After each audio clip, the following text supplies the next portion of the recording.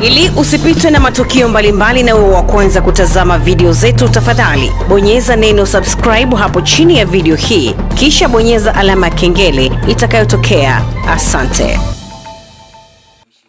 wamekusanyika mahali hapa ikiwa ni sehemu ya kumbukizi na kumwenzi mwalimu kwa yale aliyoyafanya kipindi cha uhai wake. Mungu wetu na Baba yetu, tunakushukuru kwa muda huu na masaa haya. Tumekuja kuiona familia hii ikiwa ni sehemu ya kuatia faraja wote ambao Mungu ni wahusika wa familia hii ya mwalimu. Lakini Baba, ikiwa ni kumbukizi ya kujifunza yale mema ambayo alituachia kwetu kama tunu ya kujifunza. Baba, angalia watumishi wako hawa waliokusanyika hapa. Mungu aondoke na yale mema ambayo mtumwa wako kabla hajatangulia mbele ya haki alivyokuwa akiyatenda kwa uadilifu. Nasi tujifunze katika kutembea kwenye njia hizo. Tunakushukuru Mungu wa mbinguni kwa kuwa wewe ni mwaminifu.